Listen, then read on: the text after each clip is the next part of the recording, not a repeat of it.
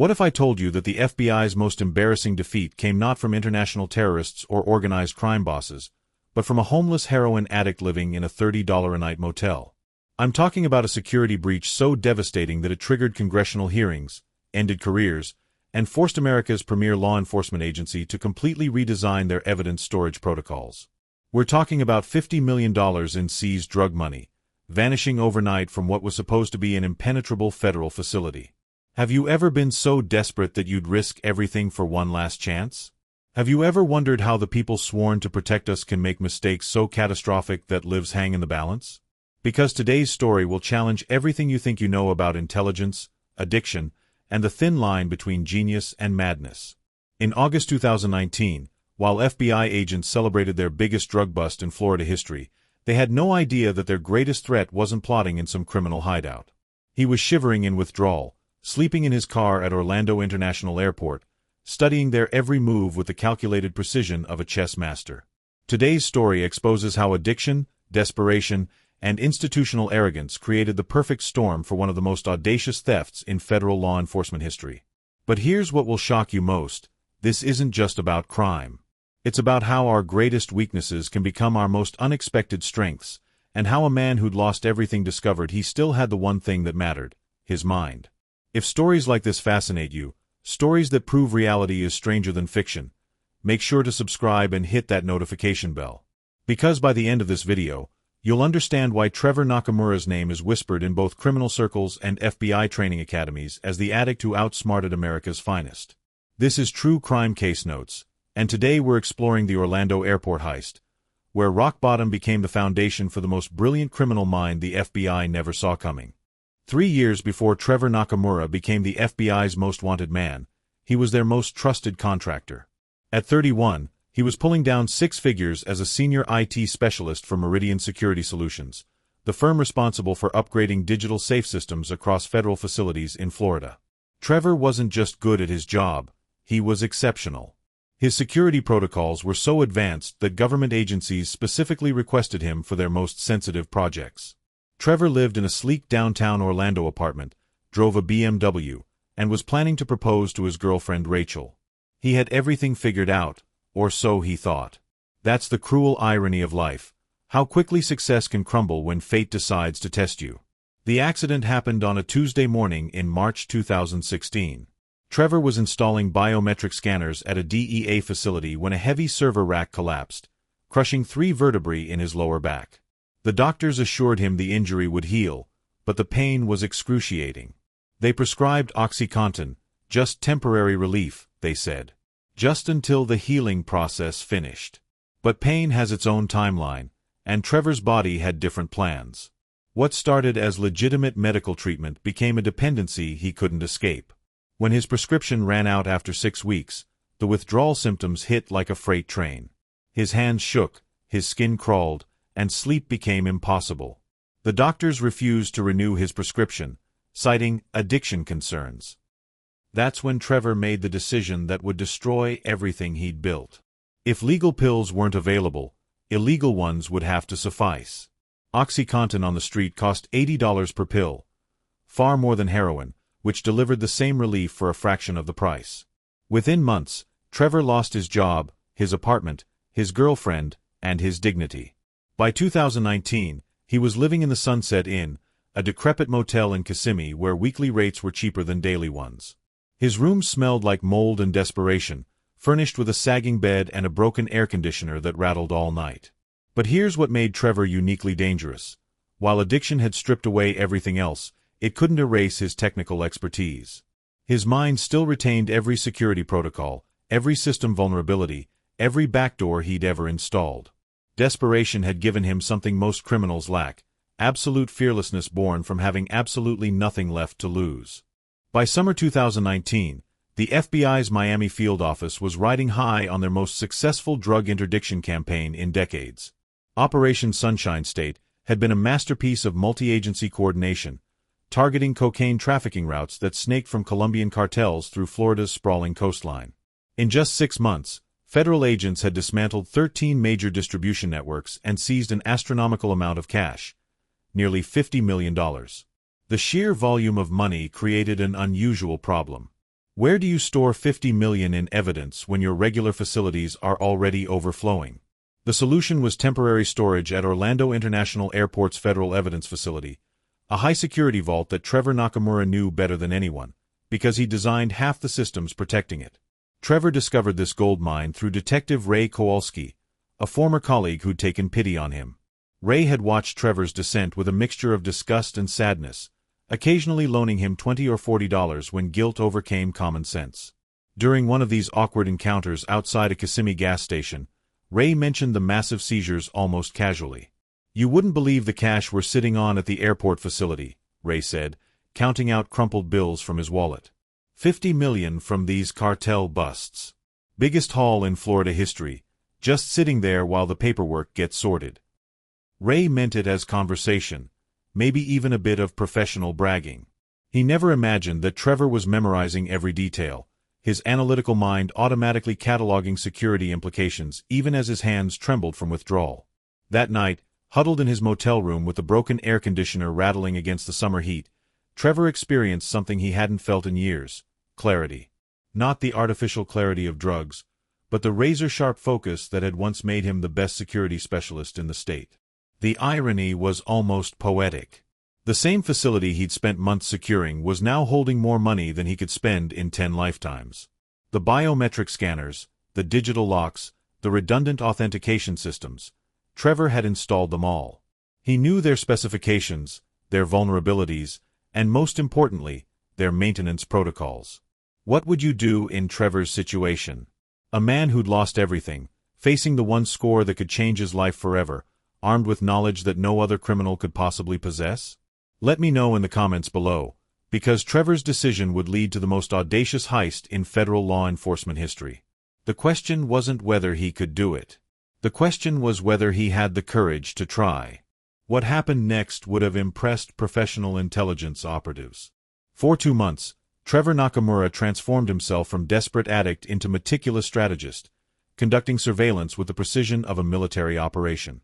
His daily routine became a study in calculated observation.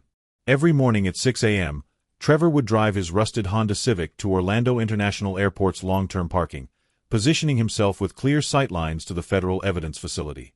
To any observer, he looked like another transient sleeping in his car, exactly the invisibility he needed. Trevor's appearance worked in his favor. His unwashed hair, hollow cheeks, and thrift store clothes made him forgettable to security guards who saw dozens of similar figures each day. But behind those bloodshot eyes, his mind was operating at peak efficiency, cataloging patterns that would make an intelligence analyst proud. He discovered that Agent Lisa Petrov, the lead asset coordinator, maintained rigid habits. Every Tuesday and Thursday, she worked late, leaving through the service entrance at exactly 2:17 a.m. while arguing with her ex-husband about custody arrangements. Her distraction during these calls created a 7-minute window where the service corridor remained unmonitored. The facility's weakest point came during the 3 to 6 a.m. shift change. Trevor timed everything obsessively: guard rotations, cleaning crew schedules, even the maintenance workers who serviced the air conditioning systems. During those 3 hours, only 2 security personnel covered the entire complex, and they spent most of their time in the main terminal monitoring flight operations. But Trevor's masterstroke was recognizing a critical flaw in the biometric scanner system he'd installed 3 years earlier. Federal regulations required a 72-hour backup authentication protocol to prevent lockouts during system maintenance. Trevor had programmed those emergency codes himself, and in typical government fashion, nobody had ever updated them from the default settings. To test his theory, Trevor created fake identification badges using equipment from a print shop where he'd worked briefly for drug money.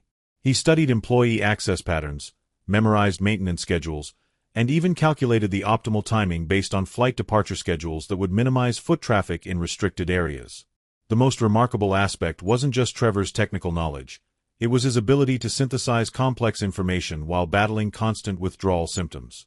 His hands might shake from heroin cravings, but his mind remained laser-focused on the intricate puzzle before him. By July, Trevor had identified 17 separate vulnerabilities in the facility's security protocols. He knew which cameras had blind spots, which alarms could be bypassed, and exactly how long each stage of his plan would require. The homeless addict had become a criminal mastermind, armed with inside knowledge that no other thief could possibly possess. August 15, 2019. Trevor Nakamura woke up in his motel room knowing this would either be his salvation or his death. His last $50 had gone to a janitor's uniform from the Goodwill store, leaving him with exactly zero margin for error.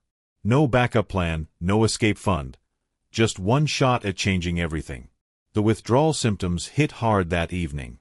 His skin felt like it was crawling with insects, sweat poured down his face despite the air conditioning, and his hands trembled so violently he could barely hold a cup of coffee. Most people in his condition would be curled up on a bathroom floor, but Trevor forced himself to focus on the technical details that would either make him rich or land him in federal prison. At 2:30 a.m., he positioned his Honda Civic in the airport service area, watching Agent Petrov's routine unfold exactly as he'd predicted. Sure enough, at 2:17 a.m., she emerged from the service entrance, phone pressed to her ear, voice raised in frustration about weekend custody arrangements. 7 minutes of distraction, just as Trevor had calculated. At exactly 2:47 a.m., Trevor slipped through the service entrance wearing his thrift store uniform and carrying a toolkit he'd assembled from hardware store supplies. His fake ID badge worked flawlessly, another testament to government bureaucracy's predictable weaknesses. Navigating the restricted corridors required every ounce of his technical knowledge. Trevor moved like a ghost through areas he'd helped design, avoiding motion sensors by timing his movements with the automated system's refresh cycles. His heart hammered against his ribs, but his mind stayed locked on the blueprint he'd memorized. The evidence facility's main door yielded to his backup authentication codes without resistance. Trevor almost laughed at the absurdity. The FBI's most secure vault protected by passwords he'd programmed years ago and nobody had bothered to change. But the real challenge was the safe itself. 4:47 minutes. Trevor worked with shaking hands to bypass layers of digital security. Sweat dripped onto the keypad as withdrawal symptoms fought against adrenaline. His stomach cramped, his vision blurred, but muscle memory guided his fingers through the complex sequence of override commands. At 3:34 a.m., the massive vault door clicked open with a sound that seemed to echo through eternity. Inside, neat stacks of cash filled metal shelving units like a banker's fever dream. Evidence bags marked with case numbers contained more money than Trevor had ever seen in one place. Hundreds of thousands in each bag, millions on each shelf. The FBI had essentially created the world's most secure piggy bank, and Trevor held the only key. The rush that hit him in that moment was more powerful than any drug he'd ever taken. Pure euphoria flooded his system, temporarily erasing every withdrawal symptom, every moment of desperation from the past 3 years. This wasn't just money. This was vindication, proof that his mind still worked despite everything addiction had taken from him. This is where the story gets really unbelievable. Make sure you're subscribed because you won't want to miss what happens next. Because Trevor's next moves would leave federal agents questioning everything they thought they knew about criminal behavior. Standing in front of nearly $50 million in seized drug money, most criminals would have grabbed everything they could carry and run. Trevor Nakamura wasn't most criminals. Instead of taking everything, which would have triggered immediate federal alarms and massive investigations, Trevor made a decision that revealed the true genius of his plan. He took exactly $50 million, a round number that appeared deliberate rather than desperate. But his selection process was masterful psychological warfare against the federal bureaucracy. Trevor had studied the evidence cataloging system for weeks.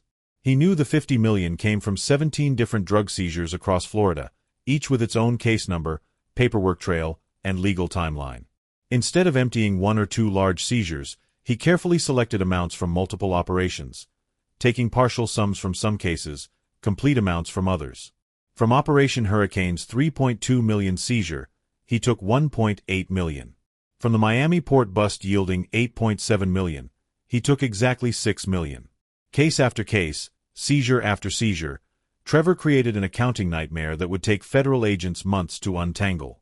Every partial theft would require separate investigations, multiple case reviews, and endless paperwork reconciliation.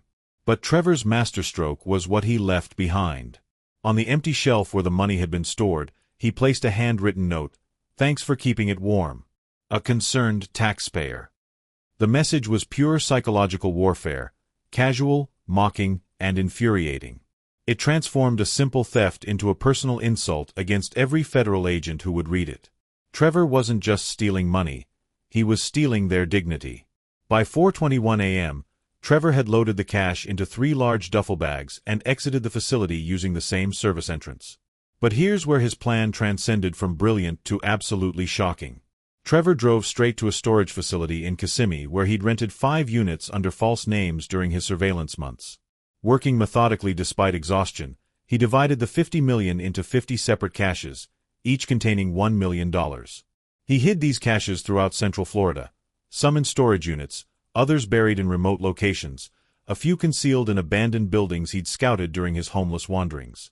This distribution strategy was genius for multiple reasons.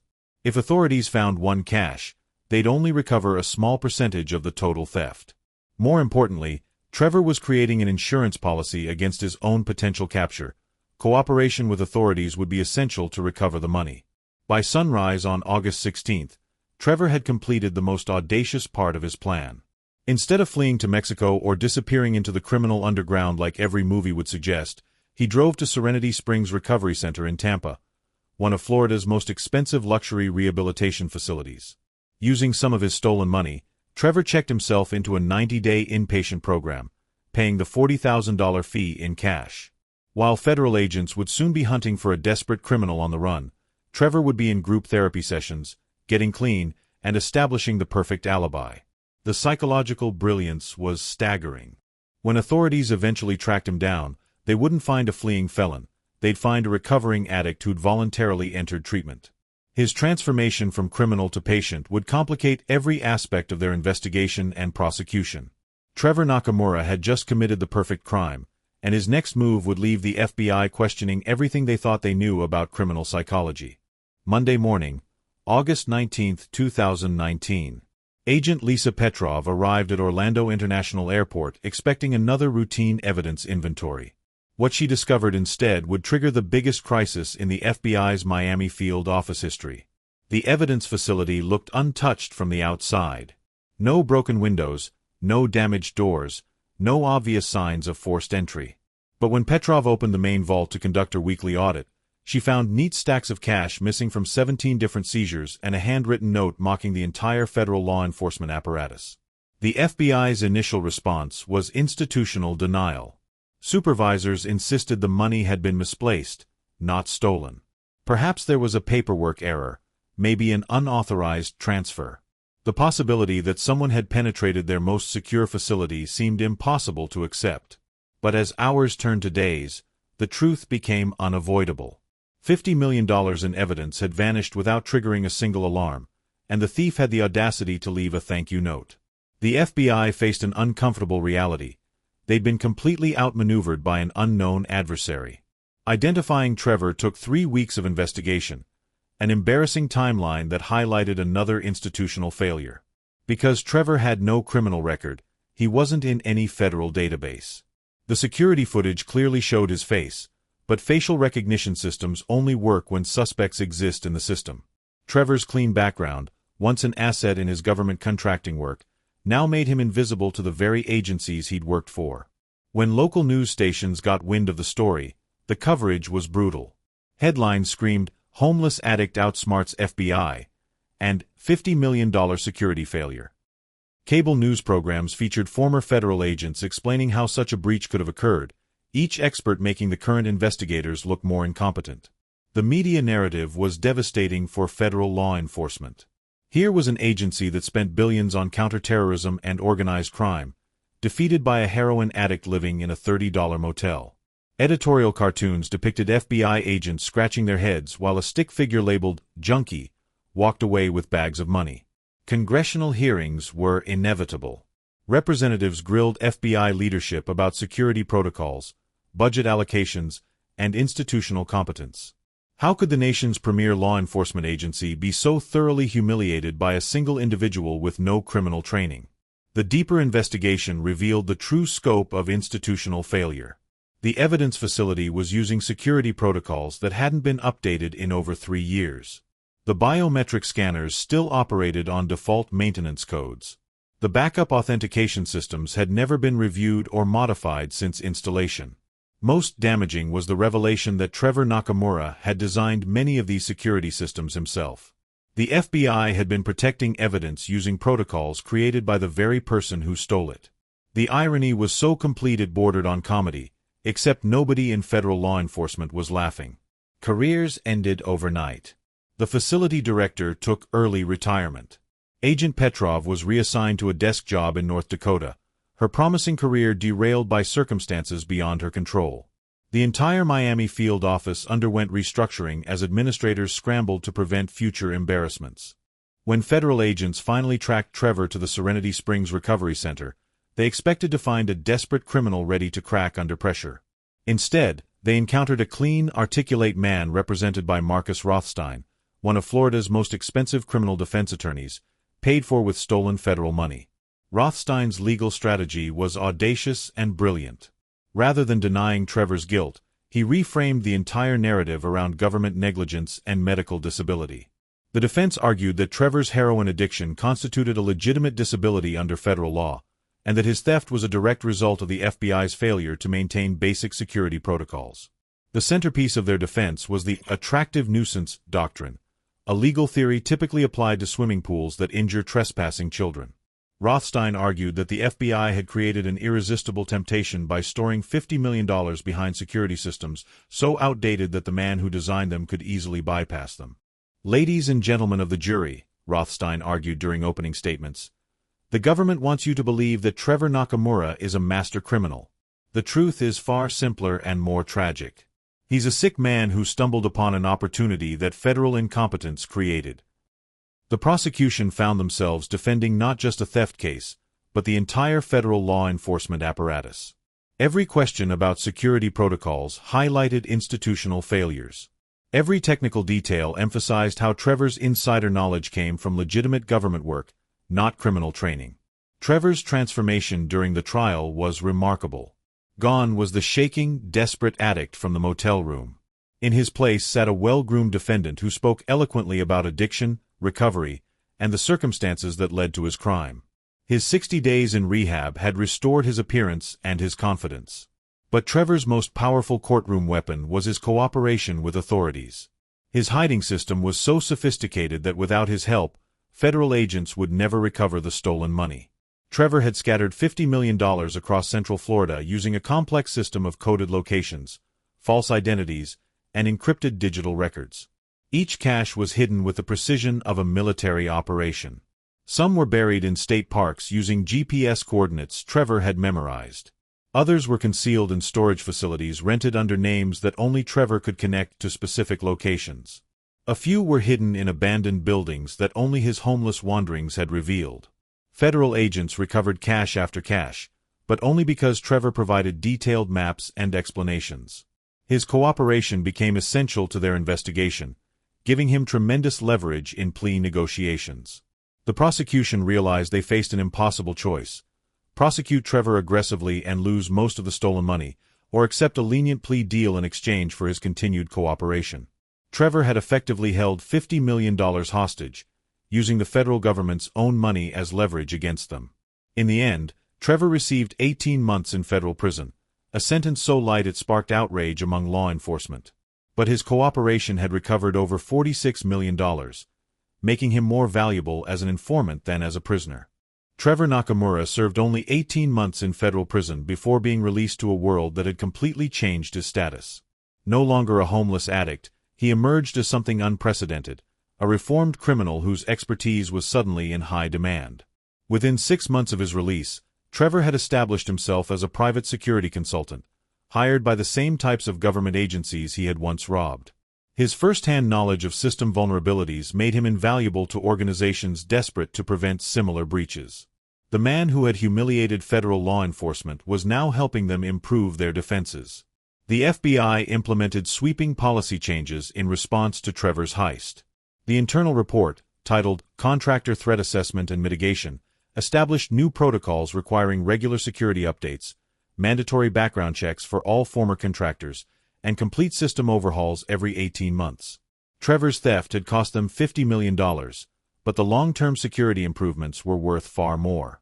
Agent Lisa Petrov never recovered from the incident. Despite having no direct responsibility for the security failures, she was reassigned to a desk job processing paperwork in North Dakota, a career death sentence that ended her aspirations for advancement.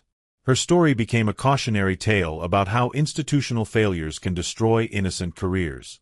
The FBI never recovered an estimated $3.2 million that Trevor had spent on legal fees, treatment costs, and what prosecutors diplomatically termed lifestyle expenses. This money vanished into the legitimate economy, transformed from evidence of drug crimes into payment for lawyers, doctors, and rehabilitation specialists. Trevor's story offers profound lessons that extend far beyond crime and punishment. First, addiction doesn't erase intelligence. Despite years of heroin use, Trevor retained the analytical abilities that made him dangerous.